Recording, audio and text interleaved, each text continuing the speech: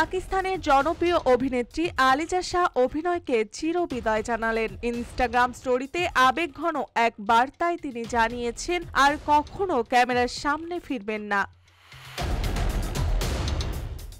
আলিজার ভাষায় শোবিজে দীর্ঘদিন ধরে তিনি অপমান, হয়রানি, বকেয়া পারিশ্রমিক আর অমানবিক আচরণের শিকার হয়েছেন। এসব অভিজ্ঞতা তাকে ঠেলে দিয়েছে ভয়ঙ্কর মানসিক রোগ PTSD-তে। তার মতে, সেটে দিনের পর দিন তাকে মূল্যহীন জিনিসের মতো ব্যবহার করা হয়েছে। নিজের ভেতরের যন্ত্রণার কথাও খোলাখুলি জানিয়েছেন এই অভিনেত্রী। লিখেছেন, কখনো রাতভর কেঁদেছেন, কখনো অতীতের ক্ষত মনে করে অসুস্থ হয়ে পড়েছেন, এমনকি এতটাই কষ্ট পেয়েছেন যে নিজের সিদ্ধান্তকেই অভিশাপ মনে করেছে।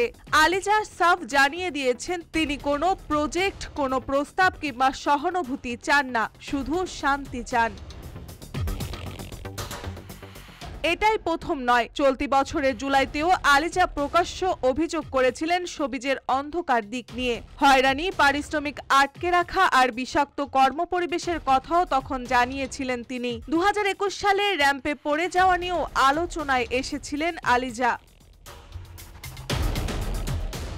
আলিজা শাহের অভিনয় ছাড়ার ঘোষণা শুধু ভক্তদের নয়, পুরো পাকিস্তানি বিনোদন অঙ্গনকে নাড়িয়ে দিয়েছে।